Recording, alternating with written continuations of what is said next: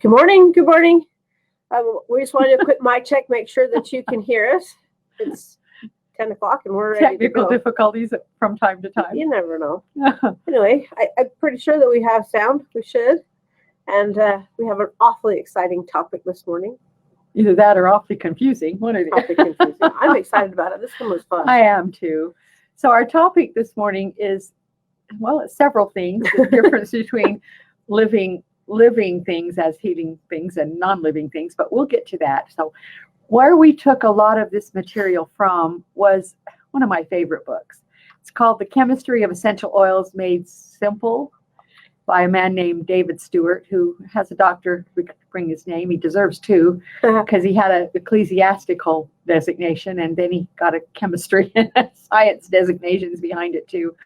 Fascinating book. I did run the book past a PhD in chemistry, who explained to me that yes, it's accurate chemically and it has been made simple, which of course I found challenging. So I read the book twice more. You know? It's a good book. I will be trying to sum up just one small chapter of his book. Now, as I mentioned, this man is also religious. And in the corner of his book, under that title, The Chemistry of Essential Oils Made Simple, is a second little title that says God's Love Made Manifest in Miracle. God's Love Manifest in molecules. There we go. I got it right. Referring to the molecules of essential oils. And that really caught my eye because that's the way I feel about essential oils. I feel that they, all the plants, herbs and everything else, God couldn't be everywhere at once. And too many times we wouldn't ask him to be, even though he was willing. So he sent us all these lovely healing plant things to help us on our way. So that caught my eye. So that's what we're going to do today is talk about just one small segment of his book. That book. And I'm going to dumb it down even more and compare it to a car vehicle. That's true. To make it even more simple. But the name of that book is The Chemistry of Essential Oils Made Simple, and his name is Dr. David Stewart. There is a link in the blog to where you can buy that book on Amazon. It's not a cheap book. It isn't. And, but it is a good book. It's a good read. And it's one you can read multiple times and learn something every time that you read it. Yeah, every time you read it, you learn something new. And you learn maybe more about the chemistry of the oils than you want. But he explains a lot of fun things like why phenols, that particular constituent of an oil does what it does and why, I found it absolutely fascinating. So, but then I'm kind of crazy about that kind of thing. So I will be explaining and expounding on some of that. But the point, it applies to herbal remedies as well as essential oils and the health of the mind and body. He's done a really good job. Anything that is made from a plant. So that will include your herbal remedies. It's going to include your tinctures. It's going to include your salves. Pretty much anything that we talk about and teach anyway. So and then he talks a lot about, and I love anatomy, about the human body's ability to heal itself. Yes. And with a little encouragement to do it rapidly, quickly, and properly. It was fascinating because that's what I've devoted my life to, is learning how healing plants, encourage our body to heal itself. So the first thing you need to understand is what organic means in reference to organic chemistry. Yes, compounds created by the natural processes of life used to be the study undertaken by a discipline referred to as organic chemistry. And the word organic, though, in the last few years, you probably know this, has kind of a different meaning today. We have organic standards where if you don't squirt your plant with the wrong fertilizers. Oh, darn, I don't want to start over. Says, hello, butterfly, are you there? Blank screen today so far. Oh. Can anybody see us? And why wouldn't they be? I'm watching us on Facebook right down here, actually, and I can see us just fine. Somebody out there, comment back. Tell us if we're really live or if we have to start all over again. I hate it when you get a thing about technical difficulties because quite often you're a prophet here.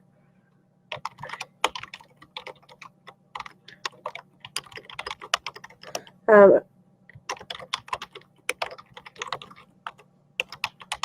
are you typing? I'm just telling her to close it and reopen it to see. Has anybody else come on and told us they can see? Yeah, April says that she can see us and I can see us. So I think that she just needs to close her browser and reopen And it. start over and hope we don't get too far. Okay. So, yeah. So where were we? Anyway, okay. Well, we can diverse for a minute while we wait. Stumble around see if here. she can get back on. We have significantly lower numbers than typical, and where we're not covering an actual topic, that may be why, but it may be that there's so few people from having class yesterday were intending mostly to join us. That should give us a few, but we may have some technical difficulties going on there, so we'll stall for a minute and just talk to you in general. I have a really cool picture I'm going to show you later. A lot of you may have already seen it. I was passing through Butterfly's kitchen here about a week ago, and they had the coolest jar of stuff sitting on the countertop. Such a cool jar. I had to ask her what it was this morning. I mean, I snapped a picture of it and threw it up on Facebook just on a whim, and I had a lot of people that were really curious what it was, and eventually somebody did get it right. So just for fun today, I'll throw this picture up there for you, and you can tell me if you know what in the world that is. If you can figure out what that is. Make it bigger for him, because I well, for a minute we can make it bigger. Okay. Hang on, how do I have no idea. I think that's about as big as I can make it. For a minute. So you kind of get an idea. We'll give if you anybody actually guesses tincture. what this is, I'm going to send them a bottle tincture? of it. A 1 ounce bottle of this amazing tincture. It is a good tincture. So there you go. If anybody wants to guess that as well, we'll kind of leave it. Well, we'll leave it down there in the corner like this. Cut my mom off a little bit. That's good. I like it. Just make me invisible. All right. I think that I don't know if I'm going to slaughter that name. Kyoko. Kyoko? Oh, is that Kyoko? Ball? Yeah. Oh. Or was, anyway. Okay. Did you manage to get back on? Oh, I was thinking Kyoko. That's what it sounded like, but it was Weatherson last time I knew. So yeah, it's been that for a long time. We just referred to her as that because she thought his daughter. I just over that way for so long. Okay, scoot a little closer so we don't lose your face to the. Oh, I bother. I don't want to. Fascinating bottle there. I can sit up. There we go. Perfect. Okay. All right. Back to the topic at hand. The difference between organic as it's referred to in organic chemistry and organic as we have come to know it in the modern world. Where we had gotten to is the fact that organic too often now is only a designation for those plants that are grown without chemical fertilizers. There's a list of things you can and cannot do to plants. Yep. And so, that distinction is important, but unfortunately, it's not the distinction that they use on labels too much of the time. Yeah, organic in chemistry is a totally different And since I love root words and Latin, she's a major. I do love Latin. Well, you have to be if you're going to speak plants. That's true. So true. The Latin root of the word organic is organum. Okay. And the original meaning of that word was to organize. Yep. Now, that may seem like irrelevant, but it's really the basis of what I want to talk about today. Because as I said a minute ago, the ability of plant material to help us heal or to organize our bodies, reorganize our bodies properly, is what makes them amazing That's what healers. brings about healing. And the point of this whole discussion today is to reemphasize what you probably know, that living organisms, living plants help you do that, and drug chemicals do not. They mask the symptom. They make you feel better. They may even make changes in your body, but they're not necessarily organizing you for a healing They're not state, organizing it and fixing it. Funny little story here real quick. I have a 5-year-old and she's absolutely adorable. But she cut herself the other day. It's just a little scrape. It wasn't hardly anything to be worried about at all. And she comes and she goes, "Mom, it hurts. How long is this going to take to heal?" And I says, "Oh, that's not very big. That won't take very long to heal at all." And she goes, "But it's going to get better." Well, yeah, it's going to get better. It is, dear. And she goes, "So my body's just going to get better?" I says, "Yeah, Mommy doesn't have to do anything. It's going to be just fine." And life going on for, I think maybe 20 minutes. I was washing dishes or whatever. She comes back, she goes, "Mom, it hasn't got better yet." 20 minutes. No, maybe by tomorrow. It takes time. 20 minutes. 20 minutes. Mom, it's not better yet. And we see that so often, whereas a drug will mask the symptom almost immediately sometimes. So we think actual reorganization and healing may take a little time. Appropriate. I thought it was pretty cute. This was just like last couple of days. So that was pretty funny. So I quoted in the blog, I quoted Dr. Stewart's description of the law of thermodynamics. It's pretty cool. And once again, it made me curious because I took chemistry in college. So I looked up several blogs, several articles defining this law and scientific discussions and what fun things. So if you do that, you're going to have to do what I did. You're going to have to realize that this man condensed a very complicated. He dumbed it down for us non-PhDs. Because trust me, nowhere where I saw the law of thermodynamics quoted over the last 50 years did it say it exactly like he did. This is how he states it. He says the law states that the natural process will always tend toward greater degrees of disorder. All right. Okay. So, basically what he's saying is that we as mortal beings age and deteriorate eventually. That is certain. Yep. But he's also saying that we don't function the same way an inanimate object does. Yep. And to make that more clear to you, what he's saying is that plants and animals, us and them and everybody else included, are able to take disorganized bits of the things around us, ingest them or breathe them in or whatever we do, and use it to give our bodies better form and more beneficial functions. Yep. And I thought of a way to describe that. He kind of alludes to it in these books, so I plagiarized. I just expanded it. But here we are, this chaotic mix of molecules that we are, and we can take, no, the other way. The food we eat, what do you put in your body? We take in a combination of various molecules of different colors and different descriptions and different fluids and different everything. And what do we do with it? Our body utilizes them to grow. When we're a child, to grow, we grow fingernails, we grow hair, we actually grow, and our bodily processes improve. And this is called what he calls organization. This is life. This is intelligence. What it is. And to give you kind of that's what a living process does. It takes the things around it and uses it to make itself better. Okay? And we need to realize that plants, and therefore things made from plants like essential oils and herbal remedies, have this ability as well. And I refer to it as life. The scriptures, they refer to it as light. Life and light are synonymous. And I think that's fascinating because every living thing needs light to grow, needs light to function. So just to give you a different perspective on an inanimate object, a car. Let's describe a car. The minute you buy a car, roll it up a little. The minute you buy a car and you park it in your driveway, it starts to deteriorate. Yep. And it's slow. It begins to rust. It begins to have other things happen to it. But the comparison I wanted to make with you is no matter what you feed that car, it had better be gasoline and oil and transmission better be the right piper fluid. But the point is, if I feed my car gas, no matter the quality of the gas, it is not going to make its own lubricating fuel. Nope. It is not going to produce the coolant for the radiator. It's not going to produce cleaning for the windshield. I mean, my eyes do that, and my muscles. A body will do that from a crazy mixture of molecules, whereas a car will not. It has to have the right molecules in the right place at the right, and I thought, okay, that explains to me in some ways why I can rub an oil on my foot and feel benefit in my shoulder. Well, I like the analogy too. If your car gets a dent, it's not going to repair that dent. It's not going to fix its own paint scratch. It's not.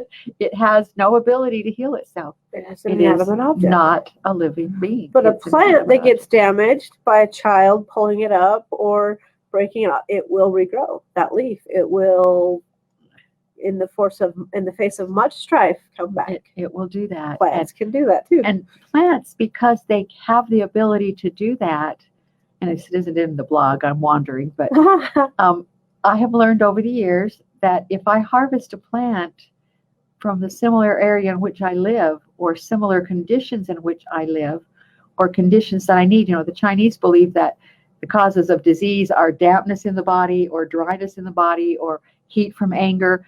If I harvest that plant in the damp season or the dry, what the plant is surviving helps it make me survive the same thing. Survive. And that's a living thing. It uses its organizational abilities to help you organize you. And that's a living thing. Concept. And even though we do age and we don't keep up with our bodies and we're not designed to live forever, and We are not like a car just sitting there quietly rusting, waiting for windshield fluid or transmission fluid. So this little weird jar, anybody who's joined us in the last little bit, or if you're watching this, this little weird jar down in the corner, we're trying to guess what it is. And anybody who can, or the first person who can tell me what this is, I'm going to mail them a 1 ounce jar of this amazing particular tincture. So what is that? It's been tincturing in this picture for about probably just a couple of hours, and it will be in that jar for 2 weeks, and so it will get considerably darker. This is definitely a light form of this tincture, and it's a single. It's just one thing in that jar. Okay. Anyway, all right. Let's talk about life force. Okay. So when there is no life force in your body, what happens? It deteriorates as rapidly or more rapidly than a car. Yep. When that breath of life, call it whatever you want, your body becomes that inanimate object too. As long as our body is occupied by living spirit, living matter, we have the ability to heal and organize. And that's she's talking about death. Once the death occurs, the body decays the same way an automobile does. Yeah, so there's something about that faster. life force, that spirit, whatever you want to call it, I can tell you, gives us intelligence. I can tell you from experience that the difference between life and death is palpable. Yep. At a particular birth I was at years ago, they tell me I muttered under my breath when I had a 50-cent piece size head of the baby, this one will never breathe on its own. You know, all I could see was the head. And there was, the baby lived for several days on a respirator, but that there was an essential aspect of the ability to live and thrive and grow that was not there. It was a brainstem. Maybe only had a brainstem. Anyway. Yeah, didn't have it. And I've seen that so many times with the animals on the farm, you know, these tiny little things. There comes a point when, they're still breathing and they're still technically with you, but that organizing life force is no longer there. Has gone back, they're beyond the point of healing. So it's a hard thing. There's a difference between life and death. So. Yes, there is. All right, let's go back to science. Okay. Back to science, definition and labels. So organic chemists and other scientists, so here they were studying natural processes of things growing, and they called themselves organic chemists. But they quite quickly realized that carbon is the basis of all compounds created by living processes in nature. So gradually over the years, instead of organic chemistry being the study of living and growing plant things, it became the study of carbon compounds. Now, why is that a difference? Because in their laboratories, they could create artificial compounds by manipulating molecules. And they could replicate and it looked amazing because they were understanding molecular structure and understanding how living things worked. But too often they created carbon compounds that don't exist in nature. And they have remanufactured thousands of carbon compounds. And they've made duplicates of living ones by manipulating molecular structure. But it has nothing to do with the natural process. But guess what? Organisms. If it contains carbon compounds, no matter how it was made, it can be labeled as natural or organic, either one. And so technically, petrochemicals that are derived from, you take oil from the ground, which got there somehow naturally, and you process it, and these petrochemicals are a result of the processing, but they still contain carbon. They can technically be called natural, even though they are toxic to the body. And they're derived from in many ways. And so a lot of the pesticides and herbicides and a great many chemicals that we're exposed to every day are considered carbon compounds. And they can be labeled as natural. And the only way to get them off the market is to prove and get the FDA convinced and everybody else that they actually are destructive to humans. And that is a time-consuming and expensive process. So what I'm telling you is you cannot trust, even if you're the most label-conscious label reader in the world, you cannot trust the word organic or natural. We assume that if they say organic, we think it grew in sunlight and it grew in soil, and somebody might have dumped a couple of small chemicals on it, but still, no, but that is no longer true. To be called organic or natural doesn't necessarily mean it grew at all. It maybe wasn't a tree. It's totally time synthetic. to shop at your local farmer's market or grow your own. We're there. And what a sad thing that we can't trust a tree to be a tree. Yep. But consumers are starting to realize this, and they're even starting to understand that health food stores are doing this and that regular grocery stores are doing this. We are getting smarter, and that may, if we're lucky, bring about change. They're so good at it. Labs are very good at imitating flavors and colors, imitating fragrances and aromas. And I'm sorry, red dye is not the same as the old pioneers using to use beetroots for their So why does that matter, other than to give me a chance to whine? Why does it matter?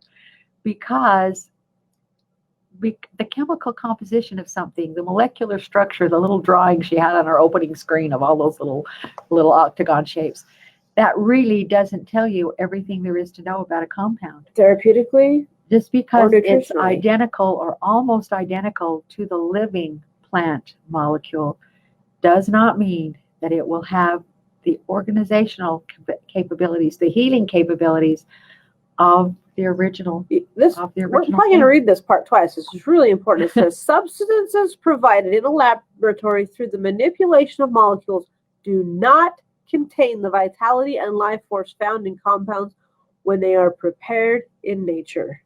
Okay? Only God can make a tree. Only God can make a tree. Okay. Substances very simple. Produced in a laboratory through the manipulation of molecules do not contain the vitality and life force found in compounds when they are produced in nature.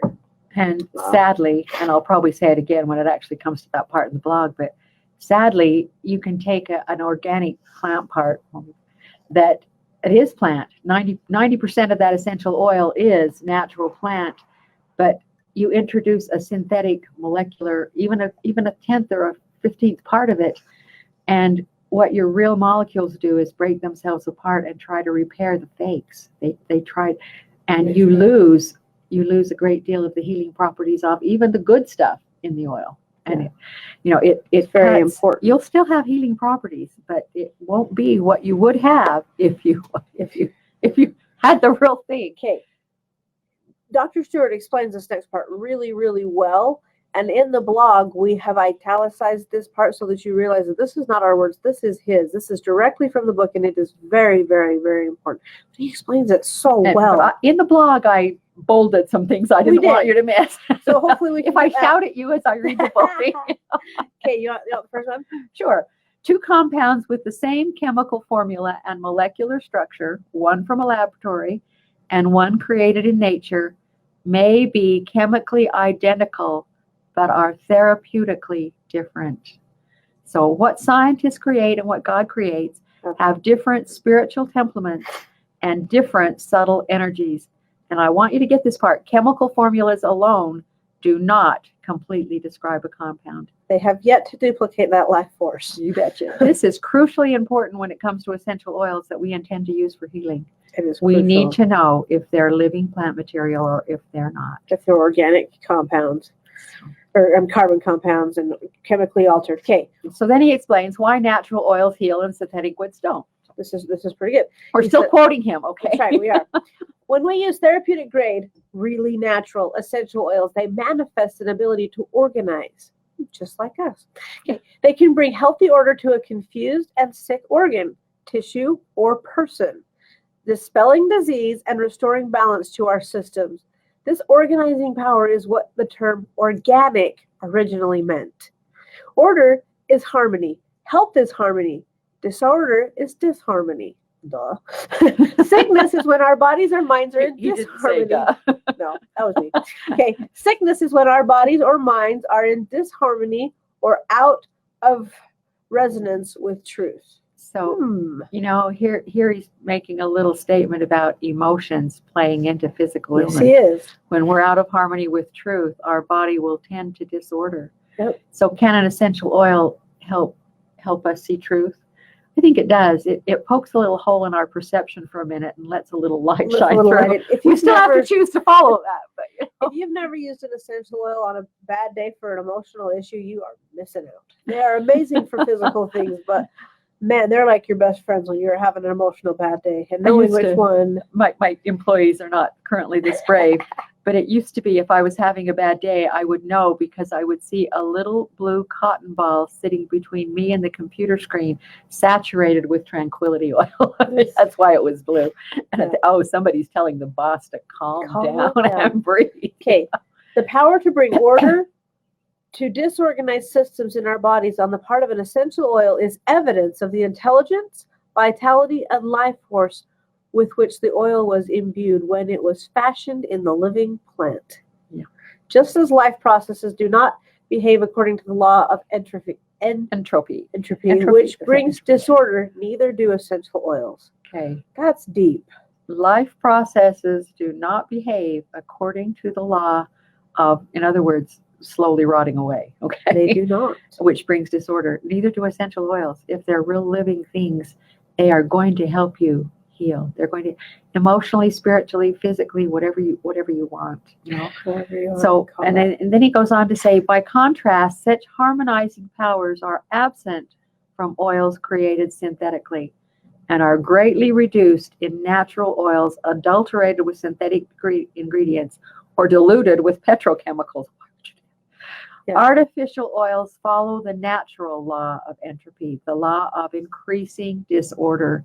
Artificial oils not only will not help you heal, they will help you disorganize, and they're destructive. So that is why they lack the healing powers manifested in therapeutic grade oils. They're following the opposite law. This makes it pretty important to get good quality essential oils. And we're going to go over in just a few minutes a simple way to start teaching yourself how to tell the difference between a living natural essential oil and one that will not. And it does not require a nose, and it does not require a degree from a university in France. And if you try it a couple of times, you'll realize how quickly your body is picking it up. Anyway, we'll go over that in just a minute. I was quite peeved by that, to realize I'd spent all that time learning how to tell oils, and my employees of a few months had a nose as good as mine. It was really frustrating. It's actually quite nice. It is nice. So I'm going to digress here a minute and tell you a little bit more about organic as it is used in the United States today. Okay. It's illegal to claim an organic certification that doesn't exist. It's actually illegal enough to be a felony. Okay. A lot of countries other than the United States do not have organic certifications for essential oils. The United States has no organic certification for essential oils. There are some countries that do. Let me repeat that. The United States does not have a certification program for essential oils, for organic. So when you pick up an oil that says certified organic and it was grown in Oregon, you are being lied to. Okay, plain and simple. And if you pick up an essential oil and it says that it's certified organic and it was grown in another country, it depends on whether that country has organic standards, and it depends on what those standards are. What does that mean? Are they? Does that mean that nobody that doesn't have organic standards is growing good oil? That they're growing crap? No, which way? Okay. So not really, because some of the best oils, I mean, some years we, buy an oil from an organic certification. Other years we buy, like lavender, may come from France. It may come from Oregon. Who knows where it may come from? Australia. The best one I think I've ever smelled came from Australia. Which surprised the daylights out of me, because most years Australia is too dry to grow a good lavender. Yep. And so sometimes the best oil is a wild crafted one. Sometimes it's one that's been tended and nurtured and taken care of on a good farm that grows good stuff. And so to me, an organic certification standard, some countries have it, some don't. And to be honest with you, the more backward countries that don't have, and I'm not putting the United States there, but some of these Far Eastern countries, they don't have these certifications, but they also don't have petrochemical fertilizers. They can't afford them. They've never heard of them. They wouldn't know where to get them. They're not growing their oils with those things on them. They would meet any country's organic standards anywhere, but they can't label it organic and ship it to the United States, because that would be a felony. Yep. So we hear a lot of hype about buying organic. But it's not necessarily always the best choice. Okay. The only definition of organic that really matters with an essential oil must begin with the question, does this help my cellular structure and emotional patterns organize, harmonize, repair, and heal In Is other it a living words, remedy? if I have a cut on my finger and I put blue yarrow on it, does it cause that cut to pull together and heal? Or does it cost? Does it not? Yeah. Okay. Does it make it worse? Does it make it swell and spread apart? Yeah. Does it make it worse? Can it assist me in my healing journey? That is the question. The essential oil I'm relying on has even a percentage of those dead molecules in it. It will not work as fast Every as it should. essential oil that you use should be organic in the sense that it helps raise your vibrational energy. It helps you heal, helps you organize on every level. That is the only definition of essential organic and essential oils that matters. A little side note I didn't put in the blog, and maybe I should put it here. You feel free to dear. slug me. Okay. But Ready. there's sometimes when you have an oil and you're in a really bad mood, and Butterfly's Unity Blend is definitely one of these oils. If you really want to be ornery and in a bad mood, It'll help you do that. and you pull out Unity, and even though the description is, helps you feel harmonious with your friends and neighbors, blah, blah, blah. If you don't want to, it will actually emphasize. It will assist you in organizing the way you want to be organized, even if that is really terrible disorganization. So something to watch out for. Watch your perception. Watch what you want. It's really important to find an essential oil company that has your health as its main concern, because only this type of essential oil with living energy should be what they carry in their regular line. That you They should just have to watch. have a zero tolerance for synthetic add-ons, even at 10 or 15%. And this is why we are so adamant and push Butterfly Express the most, is because they're not out there to get rich. They're not out there trying does to. Butterfly ever screw up? Well, of course, Of course, they do. No one's perfect. Standards and labels are about worth the paper they're printed on. But they got into the business for healing. They're still in the business for healing. Yeah, they've got employees and they're trying to support families, but they're not trying to. Yes, I'm fly married jets. to the boss. Yeah, she's married to the boss. But they want to help. That is their goal. The boss.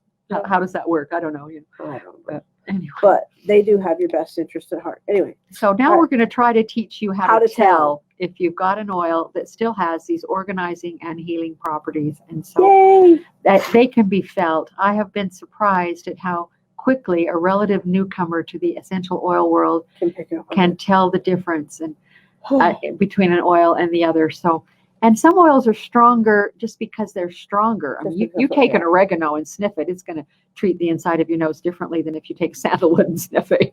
So do bear that in mind. We're not talking strong. Don't start with garlic. Lavender's a great one to start with. Peppermint.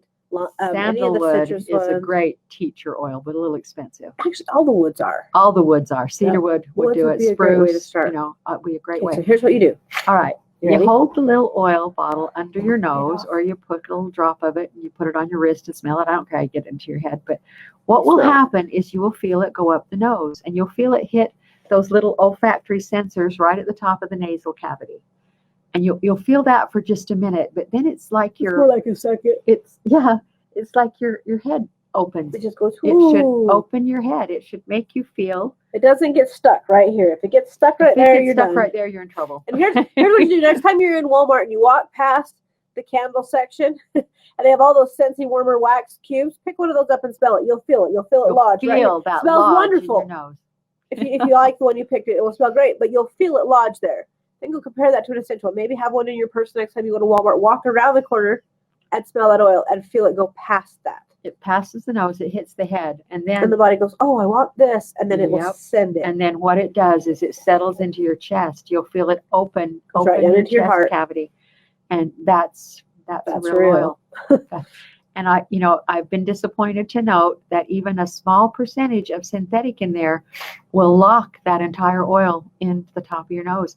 And you may get a little of the budding in your head, but it'll be minor compared to what you would get with a real oil. The nose knows. A fake feels like a fake, and the body refuses to accept it any further than the old. You're not going into the brain, and you're definitely not going down into the heart. You stop right here. Yep. That's the most reliable way to tell a fake oil. I don't care what the paperwork says. I've been known to recommend sending an oil back based on nothing more than the fact that it's lodged in my nose. This is alive. Okay. There's no life there. Am I gonna? Am I gonna bath drugs? No, I'll probably let them. There is a part. I've bath drugs enough. There's a part in the blog that talks about the difference between taking an herb and and letting it heal your body and taking a drug, let it mask symptoms. I do want to say one thing about bit. drugs. Okay. I am not totally anti-drug. Please don't mistake what I've said today for that. There are times when drugs are life-saving. There are times when we need them. But for me, you shouldn't rely on them. For me, when I have had to resort to a drug, and it's been a long time, it's been because I have failed to do the homework that I felt impressed to do. You know, God provided a healing plant for just about everything. Yep. We just don't know about them yet, you know. And yeah, I've been known to recommend people. I was working on a foot yesterday, and I said, okay, this is what you try, and this is what you try it for how long? And it was a very short period. And then you go immediately for the following 5 medical tests, and you do what they tell you. If you know what's going on. And so, no, please don't mistake us for anti-drug. We're just pro-life. One thing, though, that's really important it's a great note to end on is because essential oils are intelligent, living organisms with the ability to heal and organize, they react the same way that you and I do to being appreciated.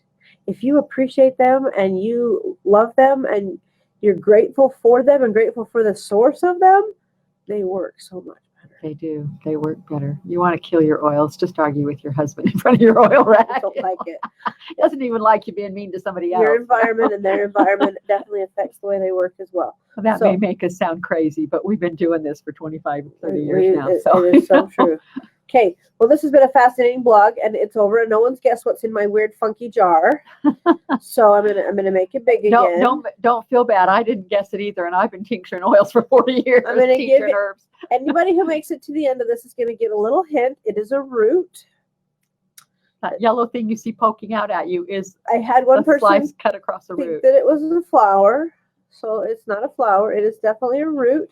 And if you can guess it, we will mail you a 1 ounce tincture of it.